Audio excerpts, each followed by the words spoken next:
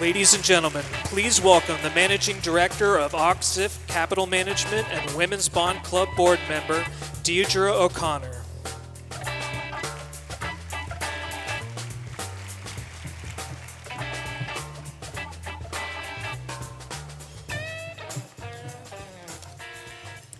Good evening. My name is Deirdre O'Connor, and it's my great pleasure to introduce this evening's Isabel Behman Award winner. The Isabel Behman Award is named after the Women's Bond Club founders and is given to a woman who has demonstrated a unique and sustained contribution to the advancement of women. The recipient need not be in financial services, and thanks to your generosity, the award includes a $25,000 donation by the Women's Bond Club to a charity of the winner's choice. Isabel Behman was an extraordinary woman, a pioneer who in the early 1930s advanced as expert railroad analyst on Wall Street, and she was the first woman partner at a Wall Street bond house. Tonight we are here to present the award in her honor to another extraordinary woman, Erin Ganju.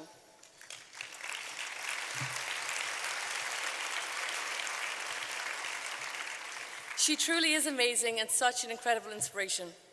Erin is the co-founder and Chief Executive Officer of Room to Read. From the early startup days of Room to Read, she has been instrumental in the design and implementation of the organization's scalable, replicable model for improving the quality of education across Asia and Africa. She oversees Room to Read global operations, which includes implementing programs in 10 countries, fundraising teams in North America, Europe, Australia, and the Asia-Pacific region, and a worldwide staff of 900 employees.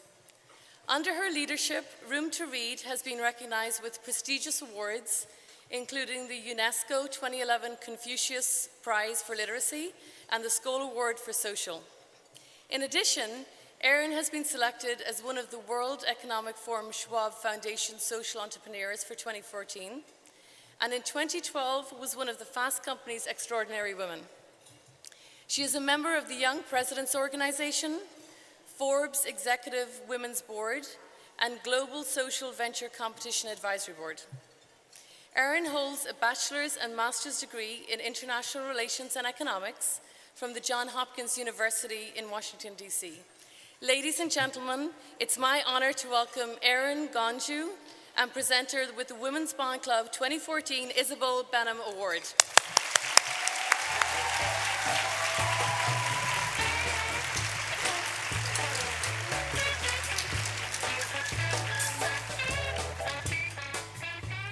Thank you so much. I am deeply honored to accept the Isabel Behman Award that recognizes and celebrates contributions to the advancement of women. I am grateful to the Women's Bond Club for selecting me to receive this award on behalf of Room to Read's work in gender equality and education, and to my friends at Goldman Sachs for the nomination and support. Tonight, I am touched to represent the powerful stories of over 27,000 girls in Asia and Africa that are part of Room to Read's Girls Education Program. Girls who fight every day to stay in school and the right to go to school and become empowered to chart their own path. In receiving this award, it was a wonderful opportunity to reflect and step back and retrace my own career path. I, maybe like many of you in this room, started out my career as an investment banking analyst. My first full-time job was at Goldman Sachs in 1992, and boy, I was a bit intimidated. I began in the structured finance division, and my first deal was in oil and gas, which was not exactly the most female-friendly part of the firm. In fact, when the senior partner called his new team together, at our first meeting, I was both the youngest person and the only woman in the room. I walked into his office, and the first question he asked me was if I could get him a cup of coffee. I was stunned. Although I was young, I did recognize that this was my first seminal moment where I had to dig deep and quickly decide how to respond. I've always lived by the motto to be bold and to stand up for what is right. This was one of the first of many opportunities in my career to do that. So I took a deep breath and I said, with all due respect, I didn't join Goldman Sachs to get coffee. You have an assistant right outside your door who can probably help you with that. There was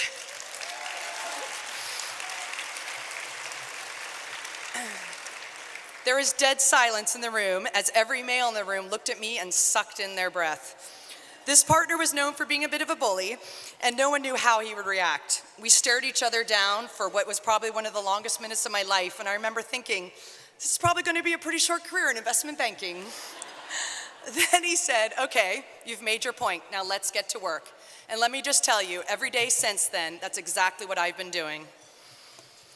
In those days, probably about 70 to 80% of women in my analyst class left banking early in their careers, as it was a difficult path to walk. Looking around this room, I have high hopes that those numbers have changed in the last 20 years. I struggled myself for a few years and tried to be an advocate for improving the working environment for businesswomen. I was even part of the first group of women who decided to wear pants to Goldman. I think it was in 1993, and women were still wearing skirts, stockings, and high heels on Wall Street to work every day. When we were asked, we were told that pants were not suitable attire. Despite that, a group of us bonded together to attempt to buck the system. The first time we wore pants to work, people literally gasped. In fact, one senior woman walked by my cube that day, shook her head, and said, "That is not the way to get ahead around here." I was so disappointed as a young woman in my career that I would get this type of response by other professional women who were supposed to be your role models. I smile to myself now, though, each day when I see women in financial centers around the world walking to work in pants or whatever else they see fit. I share these stories because they were critical to building my own awareness and showing me what I was passionate about. I realized that speaking out on gender issues was something I wanted to add my voice to in my lifetime. After working for Goldman in New York and then Singapore, I left on a bit of a whim and moved to Vietnam. I wanted more life adventures, and I knew I had not found my calling yet. It was 1995, and foreign direct investment was just starting to flow into Vietnam. I talked my way onto a team at Unilever that was getting their first licenses to operate and ended up staying 3 years, helping to build a successful business for Unilever, employing over 2,500 employees by the time I left. Vietnam was also where I had many formative experiences about the need to focus on education and particularly on gender equality as a path to ending poverty and changing the world.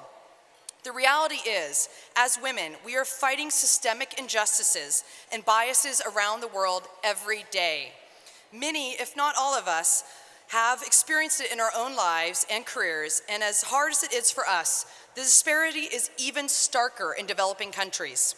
While the context and reality differs, many of the underlying biases that bond women through our shared experiences have similar themes. We are told in subtle and not so subtle ways, we need to work harder to prove our worth. We are told to follow, not to lead. We are told not to complain or rock the boat. Yet the reality is the systems we work in do not allow for an even playing field, particularly in the developing world. And these messages are meant to keep women and girls in their place. We have heard of how these imbalances play out. 67% of the world's work is done by women. 10% of the world's income is earned by women, and 1% of the world's property is owned by women.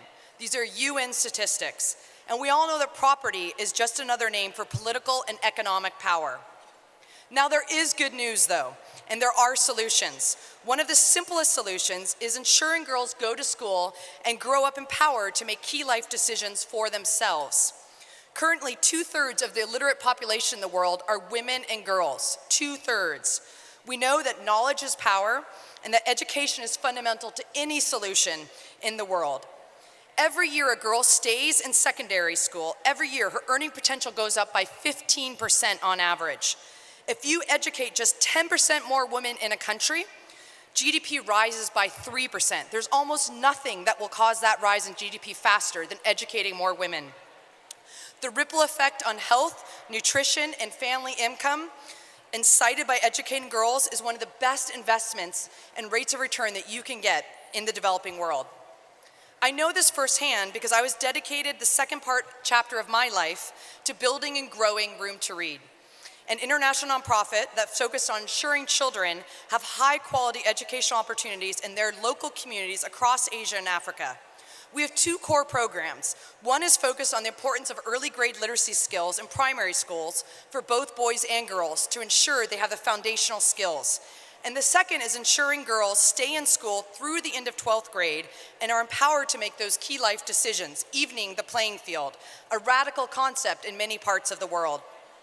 What we've found over the 14 years that we've scaled our girls' education program at Room to Read is that there are 3 key components to supporting girls to grow up to be empowered women.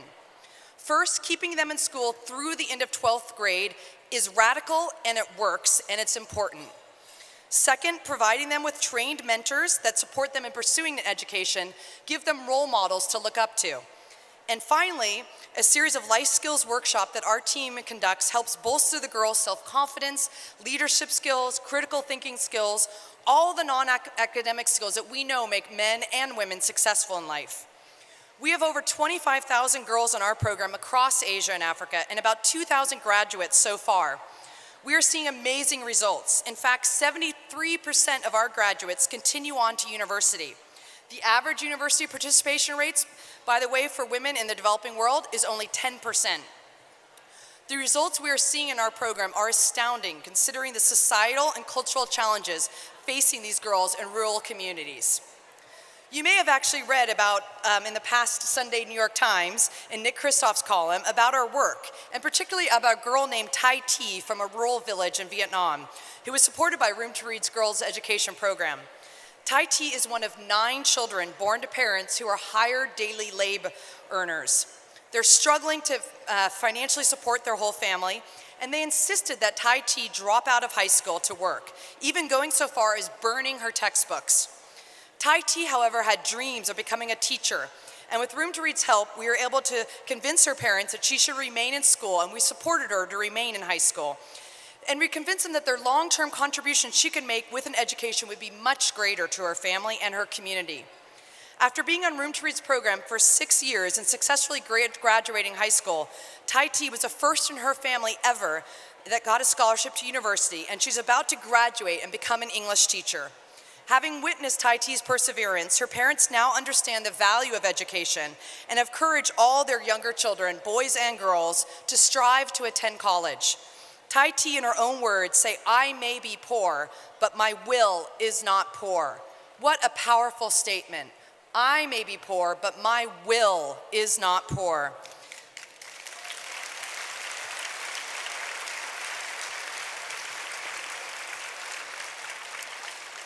A confident and empowered young woman, Tai Thi is just one of thousands of girls who are a testament to the power of education and the crucial need to reach women, young women at that juncture of their transition into secondary school to ensure that we unleash the latent potential of millions of young women around the world, which will change the world in such a positive way. Recent atrocities in Nigeria that we've all read about have thrust the issues of girls' education back into the news cycle and the public eye. The mistreatment of women and girls around the world is the crime of this century and a daily occurrence often not covered by mainstream media. It is an issue that haunts those of us that work on the front lines and is deserving of constant attention until it is eradicated. We must act together to change the status quo for the next generation of girls. We, as powerful women leaders and as powerful men who care about this issue, can unite and ensure that women around the world have different opportunities, better opportunities. When I travel to visit girls in Room to Read's program, I ask what they want to be when they grow up. I often hear, "I want to be a teacher, I want to be a doctor, I want to be an engineer." One young woman in South Africa last year shared with me that she wants to be a CEO. And I asked, "What do you want to be a CEO of?" And she said she didn't know. Did I know any CEOs? And I said, "Actually, I am a CEO. And I'm helping empower girls around the world just like you with more education so they can grow up to be whatever they want." After some reflection, she replied and she said, "Well then, I want to be just like you."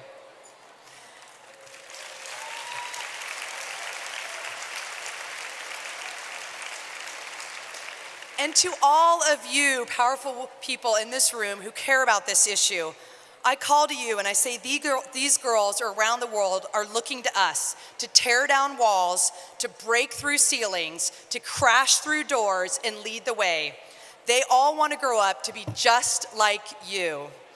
You are the trailblazers. We've come so far and we have a long way to go, but we can do it together.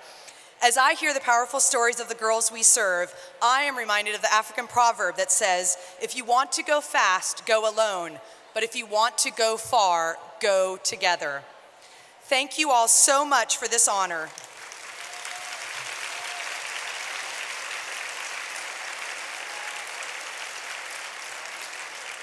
Thank you for being able to share my story and the girls of strong, inspiring stories of girls around the world. I invite each of us tonight to continue to carve a path in our own life for equality and justice for girls and women around the world, and to live each day with a renewed commitment for this important cause.